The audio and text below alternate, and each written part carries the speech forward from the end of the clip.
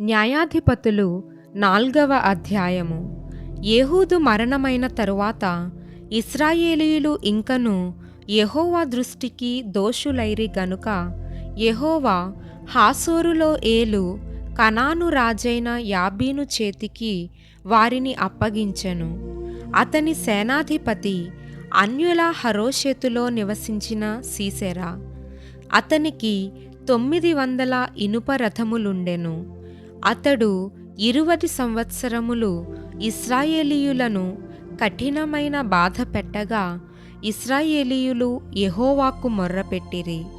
ఆ కాలమున లప్పీదోతునకు భార్య అయిన దెబోరా అను ప్రవక్త్రి ఇశ్రాయేలీయులకు న్యాయాధిపతినిగా ఉండెను. ఆమె ఎఫ్రాయిమీయుల మన్యమందలి రామాకును బేతెలుకును మధ్యనున్న దెబోరా సరళ వృక్షము క్రింద తీర్పుకై కూర్చుండుటకద్దు. తీర్పు చేయుటకై ఇశ్రాయేలీయులు ఆమె యొద్దకు వచ్చుచుండిరి. ఆమె నఫ్తాలి కెదెషులో నుండి అబీనోయము కుమారుడైన బారాకును పిలువనంపించి అతనితో ఇట్లనెను: నీవు వెళ్ళి నఫ్తాలీయులలోను జెబూలూనీయులలోను 10,000 మంది మనుష్యులను తాబోరు కొండ యొద్దకు రప్పించుము. నేను నీ దగ్గరకు యాబీను సేనాధిపతి అయిన సీసెరాను అతని రథములను అతని సైన్యమును కీషోను ఏటి యొద్దకు కూర్చి నీ చేతికి అతనిని అప్పగించెదనని ఇశ్రాయేలీయుల దేవుడైన యెహోవా సెలవిచ్చి ఉండలేదా అని దెబోరా చెప్పగా, బారాకు, నీవు నాతో కూడా వచ్చిన ఎడల నేను వెళ్ళెదను కాని నీవు నాతో కూడా రాని ఎడల నేను వెళ్ళనని ఆమెతో చెప్పెను. అప్పుడు ఆమె, నీతో నేను అగత్యముగా వచ్చెదను. అయితే నీవు చేయు ప్రయాణము వలన నీకు ఘనత కలుగదు. యెహోవా ఒక స్త్రీ చేతికి సీసెరాను అప్పగించునని చెప్పి తాను లేచి బారాకుతో కూడా కెదెషునకు వెళ్ళెను. బారాకు జెబూలూనీయులను నఫ్తాలీయులను కెదెషునకు పిలిపించినప్పుడు 10,000 మంది మనుష్యులు అతని వెంట వెళ్ళిరి. దెబోరాయు అతనితో కూడా పోయెను. అంతకులోగా కయీనీయుడైన హెబెరు మోషే మామయ్యైన హోబాబు సంతతి వారైన కయీనీయుల నుండి వేరుపడి కెదెషునొద్దనున్న జయనన్నీములోని మస్తకి వృక్షమునొద్ద తన గుడారము వేసుకొని ఉండెను.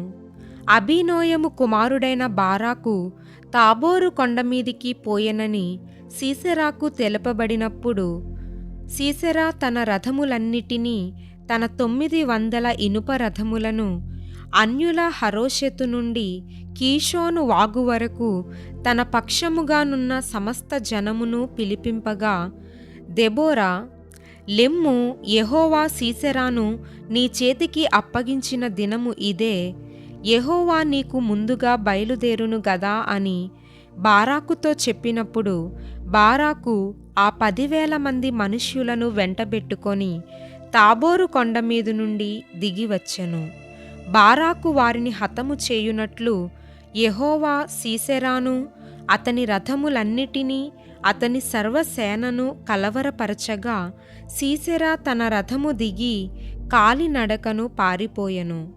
బారాకు ఆ రథములను సేనను అన్యుల హరోషెతు వరకు తరుమగా సీసెరా యొక్క సర్వసేనయు కత్తివాత కూలెను. ఒక్కడైనను మిగిలియుండలేదు.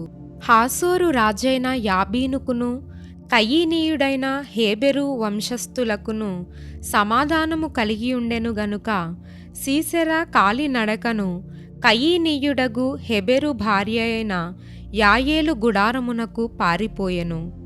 అప్పుడు యాయేలు సీసెరాను ఎదుర్కొనబోయి అతన్ని చూచి, నా ఏలినవాడా, నా తట్టు తిరుగుము, భయపడకుమని చెప్పినందున అతడు ఆమె గుడారమును జొచ్చెను.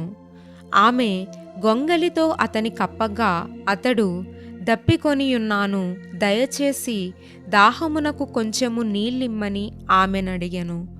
ఆమె ఒక పాలబుడ్డి విప్పి అతనికి దాహమిచ్చి అతని కప్పుచుండగా అతడు, గుడారపు ద్వారమున నిలిచియుండుము, ఎవడే కాని లోపలికి వచ్చి ఇక్కడనెవడైనను ఉన్నాడా అని నిన్నడిగిన ఎడల నీవు ఎవడునూ లేడని చెప్పవలెననెను.